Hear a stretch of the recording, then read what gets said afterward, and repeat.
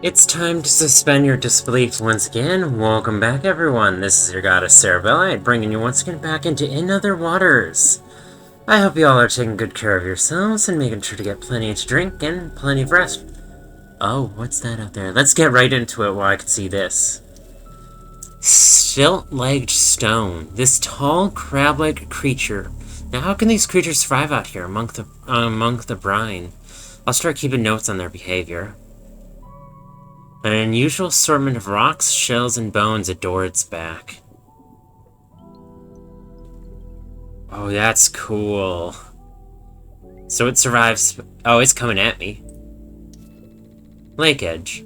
The haze lifting from the lake and the pools all around make visibility very poor. Vague shapes flit in and out of the columns of bubbles. Okay, it's not coming quite towards me, but... I kind of want some distance. The lake is bigger than any I've seen on Earth. The volume of methane trapped in the bedrock must be impossibly vast. Pool network. Pools like fogged cauldrons mottled the seafloor. Bacteria mats bring bright smears of color to the scene. Gonna get myself a little bit away from that. Anyhow, I hope you all are doing good, taking care of yourself, making sure to get rest, and whatever. I hope you take your sweet time to lay back and listen and enjoy this amazing and surreal world that we will continue to be exploring for a while longer. I did notice that we're 81% of the way through the game, though, so we're getting near that end soon. Feel free to like, comment, and subscribe if you enjoy and want to stay up to date. Feel free to share with a friend who you think might enjoy as well. Let's get into it proper.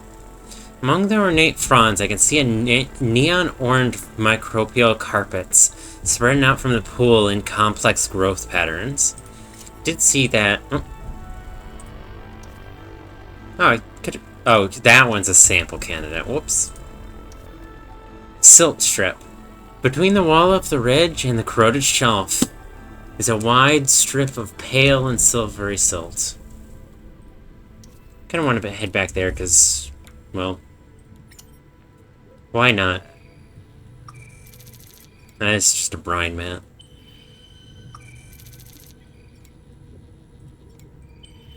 Probably good for energy. Oh, these can be either. Alright, that's nice. Alright.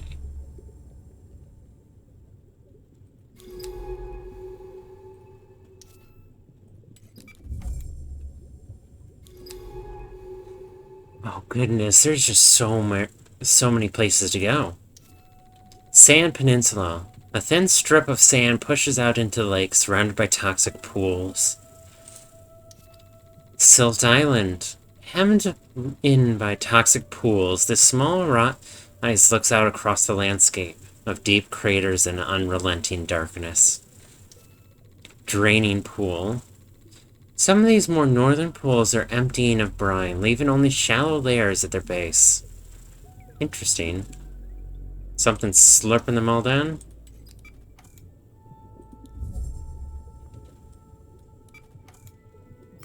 Why is that one orange? It's saying that just I have not ever been there before. Alright. Pale rise. The small bank of silt is slowly slipping away beneath the cloudy surface of the brine pools.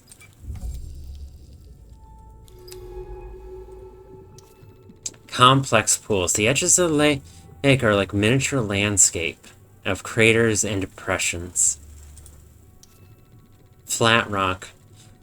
A stained slab of basalt juts out from the brine pools, providing a tiny safe zone from the toxic liquids.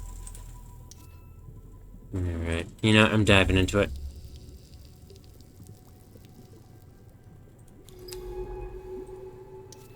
Toxic waters. The shapes of remains jut out from the pale brine, like mountain peaks below clouds.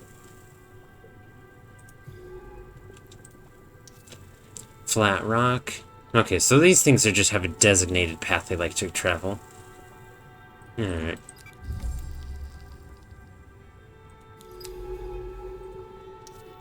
Glistening bubble. Mucus bubble shed from one of the crabs.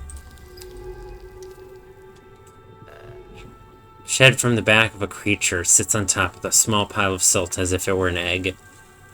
Egg. I mean, why not sample it? Oxygen. Though now I have 3 of them. little overkill. Crater pattern. A radial pattern of depressions in the rock suggests debris that's expanding outwards from an impact point. Oh, so something crashed here. These aren't seep pools. Something impacted the seafloor here. Something big. Meteors? But how would they get so deep? Or what creature could have left these?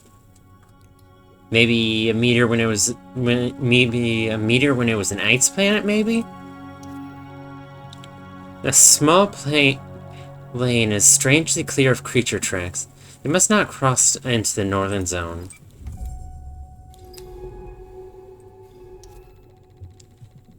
The pools seem to cover a huge part of the seabed, radiating out from the lake in ornate patterns. Disabled ROV. Here we go. The ROV must have been attracted by some signal among the pools, but it became another victim of the corrosive brine. One of Manet's ROVs. Looks like this one was disabled by the brine. Yeah. The supplies Manet equipped it with are still intact, though. We can resupply. Not that I need to, but I could use a drop-off of all my new materials. Open the terminal and let's see what this little guy found down here. That is indeed a good idea.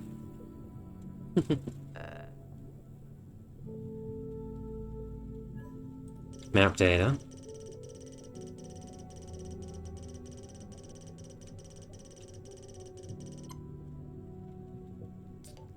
Oh, wow. You found something big, didn't you, little guy? Looks like... Is that a wreck? Incredible. The debris field stretches all the way northwest from here. Something crashed here? It must have been large. A freighter or a research vessel. No? We have to see this thing. Come on. We can get back to the base after. Oh, is the bloom something humanity accidentally caused? No, plant life is way too adapted to it. Is it life on this planet accidentally created by another species, maybe?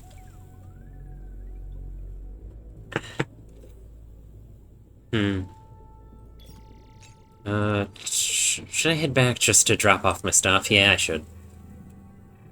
I'll be back for you later. After all, this is not going to be a fast-paced game. This is a take your time and enjoy the scenery. Not quite a... I guess this is technically a walking sim. Walking sim collectathon. Alright. Sample store. Hey, we have friends to drop off to you. Brine shell. That looks like a fish. It's just like a cartoon fish. Big ol' mouth, eye, fin.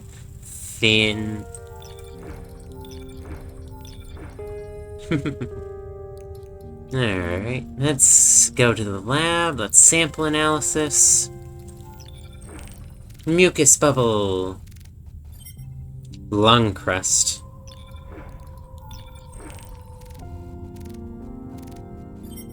No relevant. Checks on data left. Brine eaters. Taxonomy entry updated. So there's a creature down there we have not seen yet. Lung crest.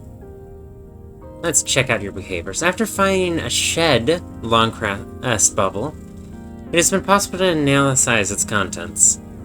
The majority of the bubbles is filled with oxygen, with some amounts of methane, nitrogen, and carbon dioxide. Seems that in its processing of minerals and compounds found in the silt and rock in the ocean floor, lung crests are able to produce and process those gases. Perhaps with the help of a bacterial symbiote living inside of their bodies? But what are they producing these bubbles for? It could be that they are defensive structures able to be shed and popped when the relatively slow-moving and vulnerable lung crest needs to escape.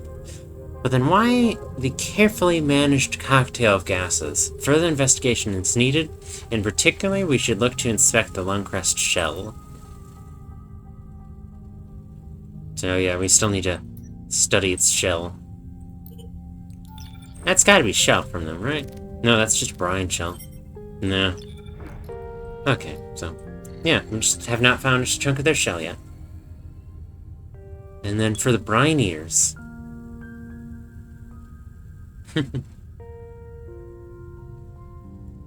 Alright, brine eaters are hairy, frond-like creatures that live in clumps around Gliese's deep ocean brine pools. Looking like large, dark, overgrown ferns. Yep, that's what fronds means. Frond. They sway their branching limbs through the pools, whisking the cloudy brine as they do. Each frond is thick with bristles, which are often caked in a bright orange substance that reacts with the brine on contact, brightening as it does. What exactly the substance is or does is difficult to tell, but it seems that the eaters intentionally foster its growth on their limbs, using the matted hair to keep it attached. Individual eaters can be hard to isolate from the clumps they live in, making additional observations difficult. Understanding more about these creatures will require us to gather some samples. Yep. And analyzing the samples of the bacteria which grows among the hairs of the brine eaters, fronds, has shown that it is their main source of nutrition. This bacteria, which is extremophile in nature, extremophiles means they just love and sometimes even require their extreme conditions. Although all the extremophiles I've seen have been so cool. Is able to metabolize the toxic brine the eater dips it into. The eater repeatedly dips the bacteria in the brine in order to regulate its growth, with each dip causing a rapid increase in reproduction within the bacteria colony. When the eater's limbs is thick with the orange microbes, it then wipes it across another frond, where much of the bacteria is quickly digested by the creature, leaving it just enough on the limb to regrow the colony. It seems that the name brine eater is a misnomer. It is the bacteria which eats the brine, and the eater consumes the bacteria. Yeah, got ahead of yourself. Alright, let's head back. We still need to find some way to cut this. And due to the fact that the source is inside that shelled area, we can only imagine what that could mean. Alright. Oh, there's an island down there.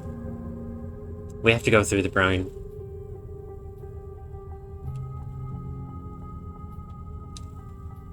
Yeah, it is a big crater.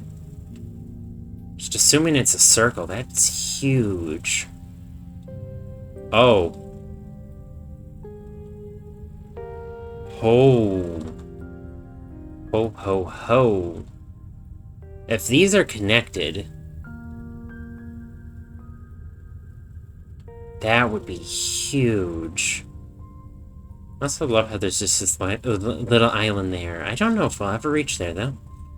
Alright, so now the question is, do we go south or north? Because I kind of want to go south, but it's telling me to go north. Brine eaters, tissue. Alright. Transitioning, yay!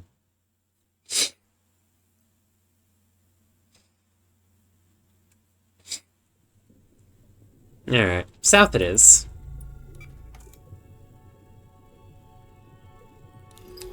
First, let's review.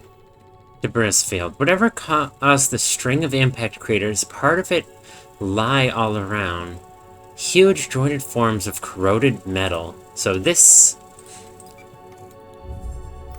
crash site here, I don't think it was an asteroid. I think Mineo is right. Well, not Mineo, Ellery is right. I think it's a ship that crashed here. Something big at the very...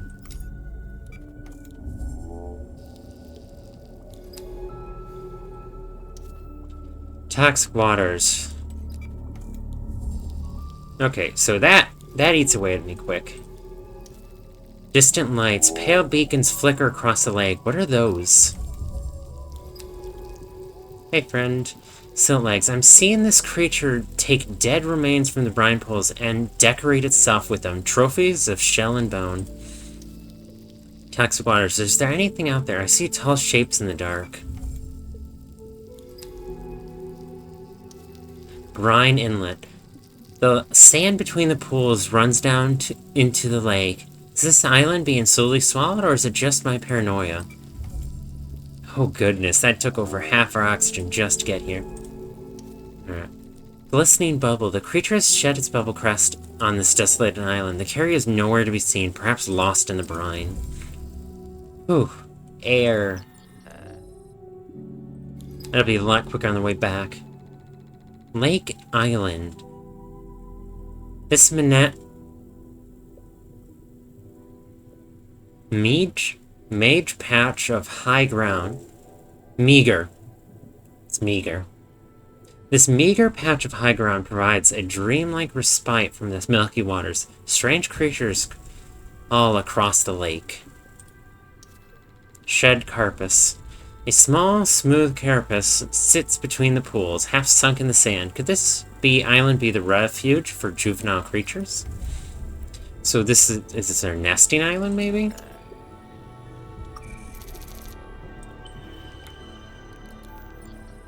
Young carapace.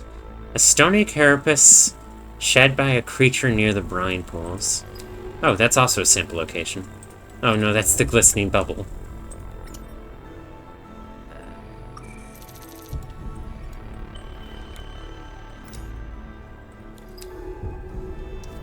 Stilt-legged stone. Blue smears glow faintly on the remains piled on the strider's back. Are these bioluminescent creatures or chemical phenomena? Glowing shape. Sample candidate. From the small pool on the lake's edge, a pale blue pulse is flashing. I swear I see lights blinking in response out above the brine. Is this going to be a juvenile of those things? Brine shell. And looks like we go no farther. Is there any more paths over here? Nope, there's something over there, though. Pool network. The ocean floor rises back out of the pale brine into a series of rounded pools. So yeah, that was intended to be coming this way. Alright. Toxic waters. I swear I can hear the brine eating away at the suit.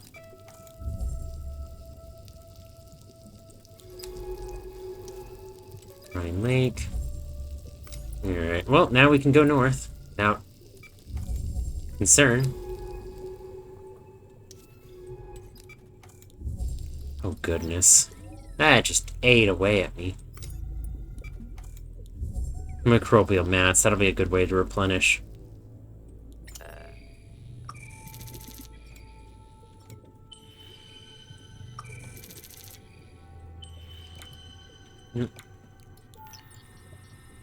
Power, oxygen, there. Now we're good enough to continue. We're gonna want to keep heading north then.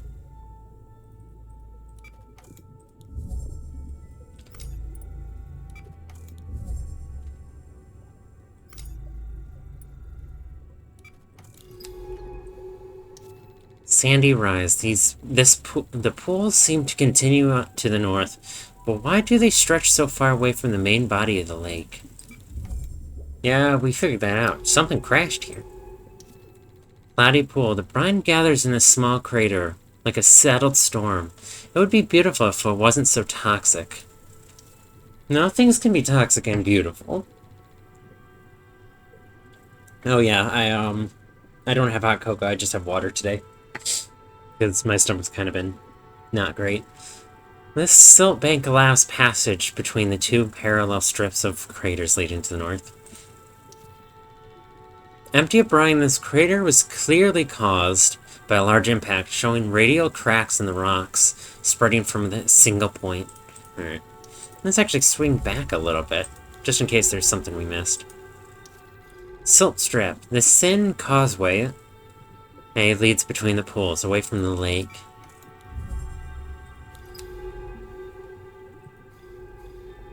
Oh, here's another sample there. Crater strip. Unlike the shallow, deep marks in the south, these deep craters plunge the silt into the bedrock.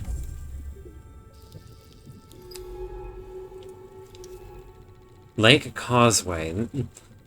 This rise projects out towards the vast brine lake in the east, cutting between deep pools. Poisoned remains. Along the edge of the larger pools, shells and skeletons of creatures loom out over the silt, victims of the toxic brine. Nope.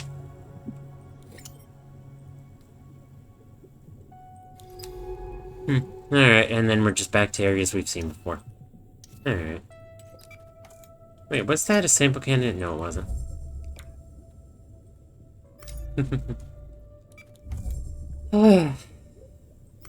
This, despite its simplicity, just feels like a beautiful game.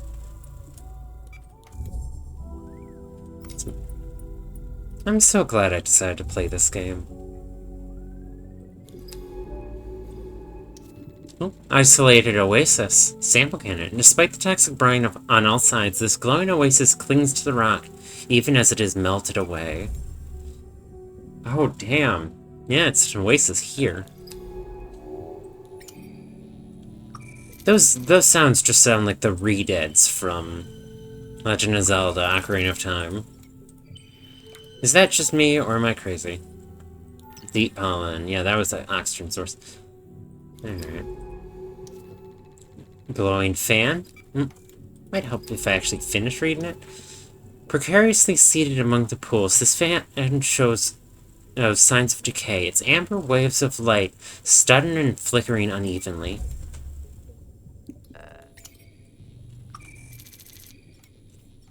Poor bean. Alright. What you little speck are? Oh, that's just a brine pool.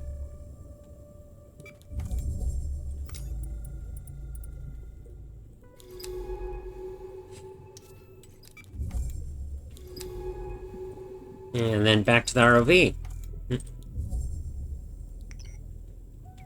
Let's just take the resupply. We're heading deeper.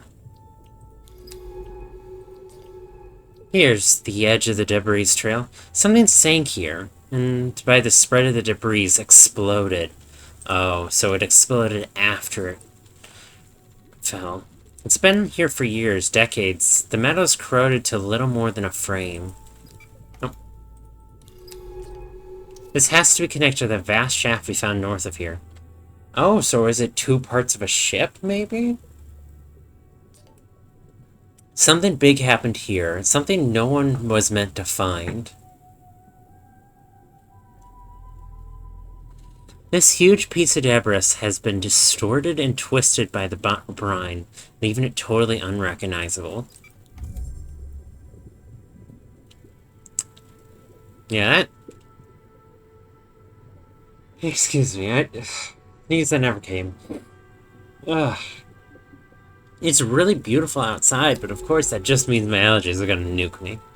Metal lumps. Bulbous, red lumps are scattered across the pale sand like seeds thrown in the wind.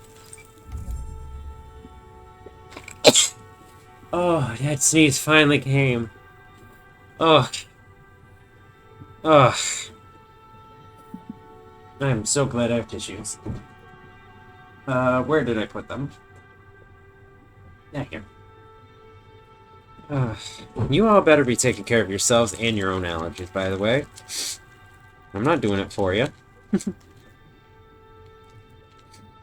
uh, all these tissues are such poor quality.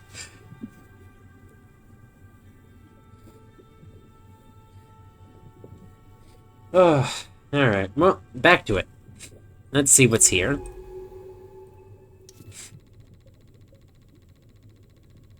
Twisted frame. The spars of the frame stick out of the sand like fractured ribs. Fronds and other growths closing the gaps between them.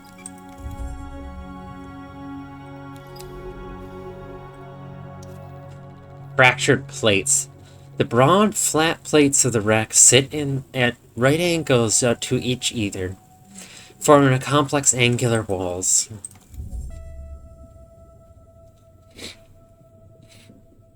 With how weird this ecosystem is, I'd be surprised if maybe, I suppose they are quite separated, but... Just imagine if this world was originally not inhabited, but some extremophiles which were in a the samples of a research ship crashed here, and they spread all around, creating their own biomes. Entirely of invasive species. Silt strip. A curved strip forms a narrow walkway between the pools beside the wreck. Hull entry. A split in what must have been once the vessel's hull allows passage into the overgrown interior. Let's head down you first. Melted corridor. The brine has left everything but the vaguest shapes of the vessel impossible to define. We are entering the main body of the wreck now. It's little more than a husk. Yeah, I could tell you that. Overgrown bay. It is impossible to tell anything from these rusted plates.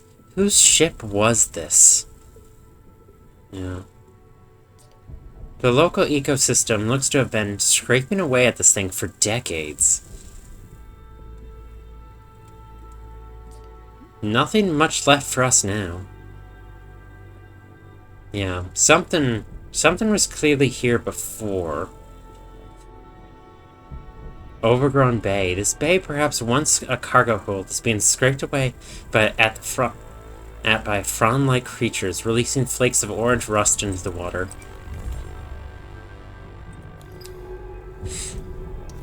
Sealed locker. Half buried in sand, the industrial seals the equipment locker have held must have been protected from the crash within the bay. Look, a still sealed dive suit locker. Let's see if we can't get it open. Oh, so it's human. Okay, I think I can lever. Don't hurt yourself, Hillary. Yes, it's open. But there's not a lot here. So are we gonna get a welder? Wait. This cutting torch looks clean enough with a little work this could be salvaged. Hell yeah! Excuse me. Is this Bakal tech? Hard to tell. Looks compatible with the suit, though. Oh, is it a different group's? I'll stow it and see what I can do with it when we get back to the base. Wait a second. It's compatible with our suit. Our suit's got a non-Bakal AI. Or unusual AI. Are we tied to whatever this ship was? Anything further down? Breached plates. The plates of the wreck buckle and bend outwards here, bent away by some huge interior force. Interior force? Impact craters. The craters cluster around the vessel suggest an explosive force of some considerable magnitude. Melted debris. Most of the wreck must have already been lost to the brine. Only this section remains, precariously settled on a silt bank. Wrecked garden. Whatever its origin, the wreck here has become sanctuary for the ocean's life. There is beauty in its reclamation. Flooded craters. Could this set of seeps have been created by the wreck's impact? Perhaps it breached the bedrock, protecting the methane below. That'd be a reasonable guess. Oh, discarded shell. The crested shell sits on the edge of the brine pools. Its former inhabitant nowhere to be seen. We could sample it here. Yay, shell collecting.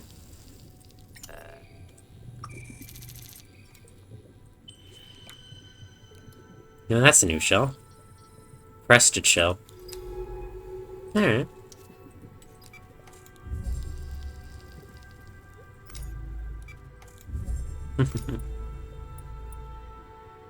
Nope. Just not turned far enough for it. None of this adds up. If there's a wreck here, then there were people.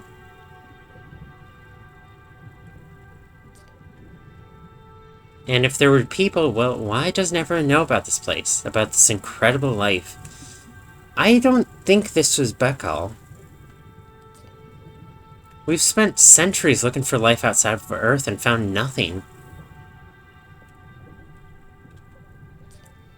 I've seen so many dead planets, so many barren worlds. I've certified each one of them clear of life.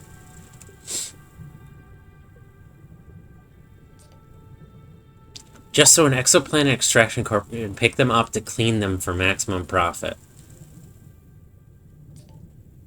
Strip mine them for the resources our ever-expanding species needs. Yeah, ever-expanding. This place is impossible. 1 in millions, and yet it's already marked by our greedy fingerprints. Who brought this ship here? This has to be the history Monet wanted to uncover. Let's get back to the base. There's nothing more to find, I'm sure of it.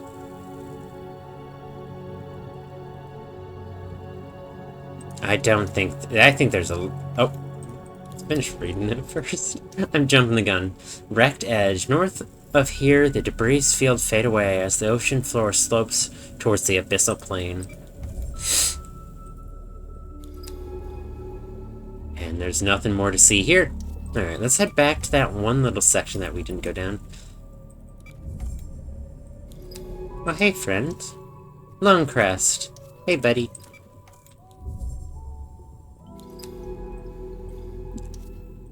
There's so much beautiful stuff you can do with the most simplistic art styles, I swear.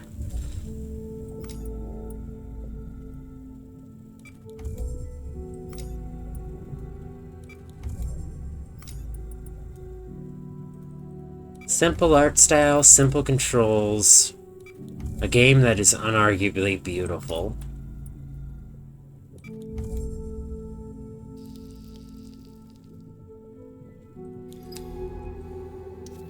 Wrecked oasis.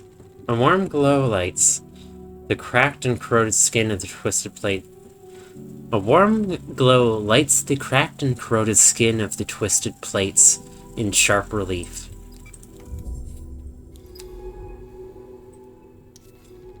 Eaten fronds.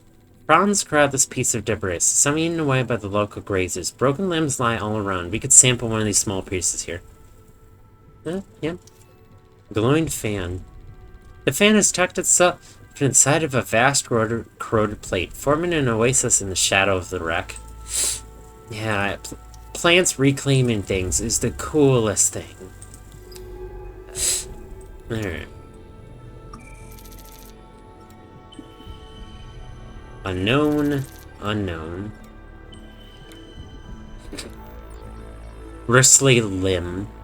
A piece of a hairy branch broken off from a creature. And nothing more here.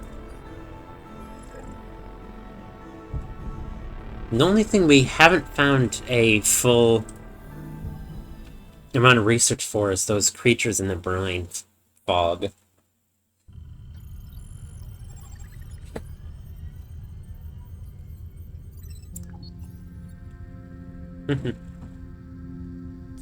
Something has happened. Come to the medical now.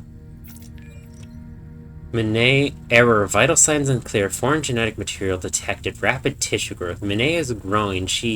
I haven't dared go in. Oh. Rapid tissue growth. Error. I can't make sense of the readouts. Her vitals are unreadable, but she is still alive. Whatever kept her alive on the slopes is changing her somehow.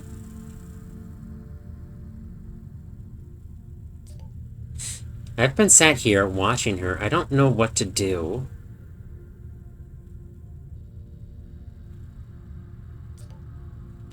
Do you think she's in pain? No, I have no idea. Change doesn't mean in pain. They don't seem conscious. I need your help here, please. Yeah, I always forget that not answering is... There are procedures. Every base stacked with equipment with quarantine systems. I can authorize the lab to be purged. End it now. Is that still Minay? I can't... What do you think? I don't think we should purge it. Well, it is clearly infectious to humans. Should I authorize the purge? No. No, you're right. That's Minay. I didn't come all this way just to...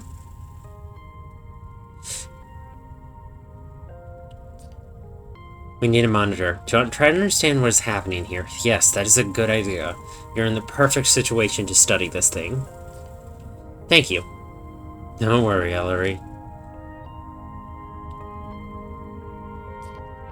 I won't give up on her. I won't be afraid of what I don't understand. Yep, you're a marine biologist, dear. Half the shit we don't understand.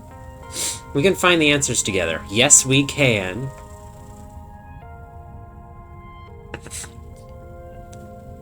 Okay, we can do this.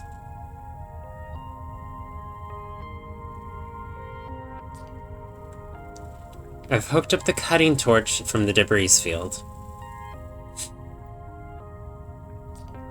We can cut into that anomaly we found in the slopes. We can cut into several different anomalies that I will love to check out one by one. Bring some samples. We are going to need all the power and oxygen we can get. Oh, so it's going to use both. No more secrets. No more secrets. Alright. Sample storage. Let's drop off the samples we've picked up.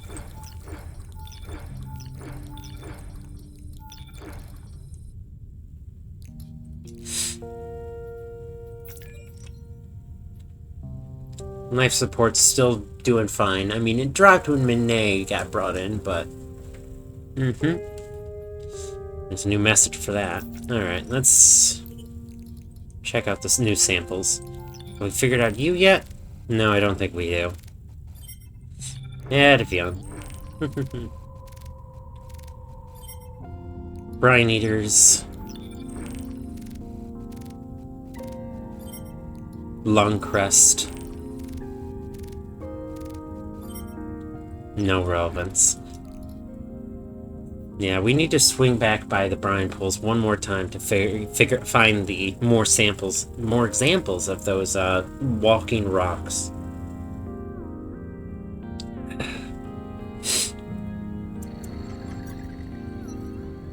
Anthropopelta lungcrest. Sampling a lungcrest shell has made the function of their mucus-lined bubbles clear. After seeing the lungcrest scavenging around and even entering into the brine pools, it seems obvious that the bubbles are in fact natural scuba gear, allowing them to move around the anoxic environment of the brine lakes. The shell confirms this, with clear vent on the shell, which allows the lungcrest to access the gas within the bubble without breaking it. This unique evolution means that despite their slow speed and sheer ignorance of what goes on around them, lungcrests are highly resilient. Their thick shells and bubble crust together forming kind of analog for my own dive suit. I'd say hello to these fellow divers the next time we visit the brine lakes. Aw. Ellery, you're adorable. Thick protective shell. Mucus-lined bubble crust. Oh, these are even cooler than I imagined in my head. I imagined just a little lump. But no, this is cool. Armored limbs, mucus-lined bubble crest. Yeah, I imagine like just a single crest, like a knight's. I imagine like like I don't know. I kind of imagine like a rhinoceros beetle, except the horn head bubbles. I don't know why I imagine that, but that's what I imagined. I love this so much. Oh, so these things are built like an actual tank with scuba gear. I love them. Brine eaters. Inspecting the tissue of the brine eater shows that despite a full nervous system, they have no central brain. So, quite a few creatures can pull that off. In fact, regeneration present in the tissue sample suggests that a brine eater could be regrown from just a single piece of an individual, and is highly resistant to predatory damage. With no central self to orient themselves around, brine eaters are a highly resilient form of life, which is perhaps how they've come to exist in one of the hazardous environments of Gliese, the shore of a brine lake. They are so resilient, in fact, that I would expect that brine eaters and their variants might be found all across the ocean, each one grown from the small segment of the original deep in the past of this planet. So they are. Oh yeah, that's exactly why they're so resilient. There's just yeah. Regeneration is a very powerful ability in nature.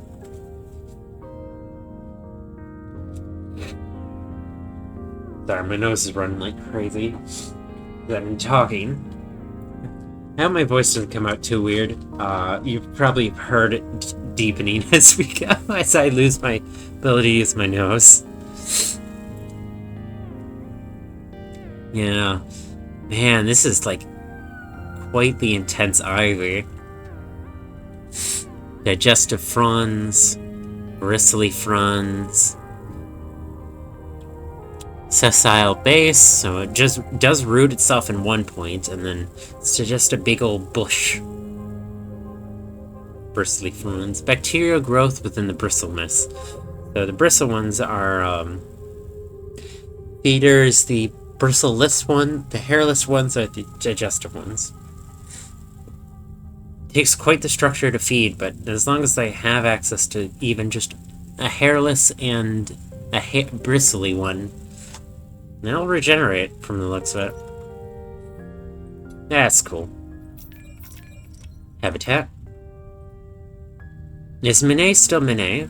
What has this place done to her? I've barely been able to leave the medical level, though I dare not enter the surgery. Did she do this by choice? For those few months on Kepler, it was clear that Minnie was struggling with something. She never spoke about it, but behind her intensity lay a frenzied self-doubt. She never talked about her family. All I knew was she was a rare spacer born out in the black, on some orbital military base. Some days she wouldn't even leave the berth, just curled up so small, staring silently out. Would she do this on purpose, open up her suit and willingly slip into the deep? I suppose it doesn't matter now. All I can do is monitor. At least I'm not alone.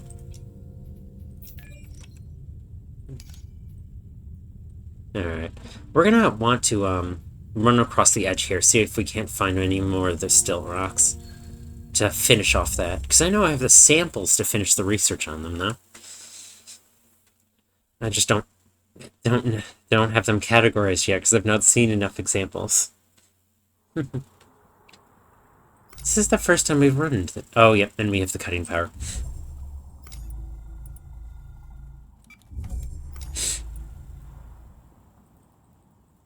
We need both oxygen and power to cut things, looks like.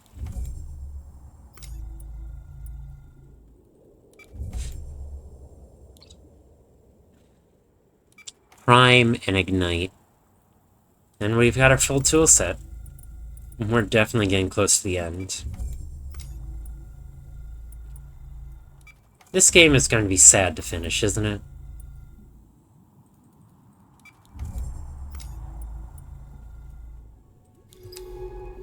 Yeah, nothing else here. I'm going to check occasionally, but I don't think there's going to be much to find.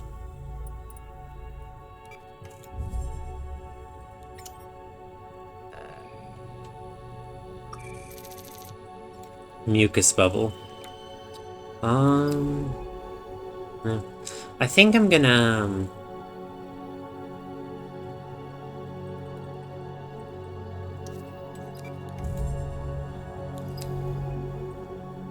There we go. Brine strider.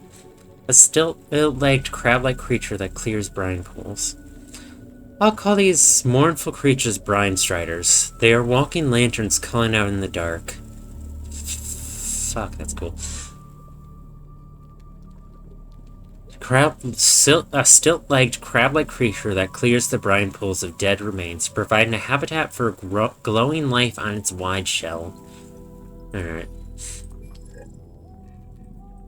I think the best source of power for the drill might be bloom, since it provides both power and oxygen as needed. Sample store. Do I have bloom in here? Yes. I'll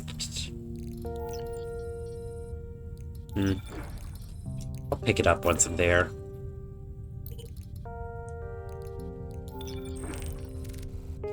Young carapace. Yay. Brine striders.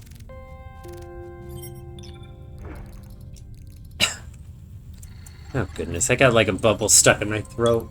Ugh, I hate sinustriders so bad.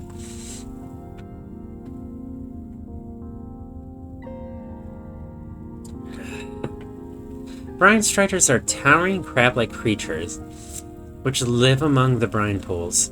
Their tall, reed-like legs keep their carapaces from the toxic waters that claim most other creatures. The bones and shells of creatures that die in the brine pools adorn the strider's carapaces. Pulled from the brine by a pair of extended claws, among these rocky piles, smears of bioluminescence glow blue. This pulsing life, whatever it is, finds shelter in the remains the strider collects. But why do the striders make these creatures a home in the first place? I'm curious how, if the striders are vulnerable to the brine, do adolescents reach the height required to survive? In order to understand more about the obscure creatures, perhaps we need to analyze the glowing, brine-colored remains they gather.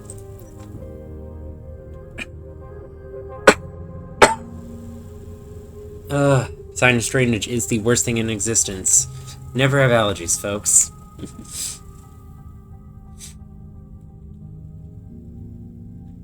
Apply vapor rub. Analysis of the brine-clogged shell reveals a complex chain of chemical reactions. Among this chemical richness, a form of extremophile bacteria feeds on the brine's chemical traces. When the striders collect these remains, they also collect the bacterial colonies that live on them. Removed from the brine, but still feeding on the chemical-saturated shells and bones, these bacterial colonies produce a bright glow, the side effect of their metabolism. Do the striders know that they're turning themselves into pale beacons? What is the nature of the relationship between these bacteria and the striders? I need to understand more about the life cycle of the strider, and how they grow to such heights. Analysis of a juvenile strider's carapace paints an enigmatic but beautiful picture. The adornments of shell and bone only begin as bone striders matures, each arrangement being the life's arc of that individual.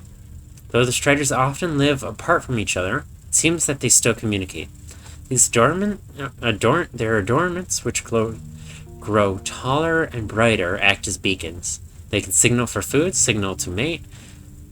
They keep company from afar.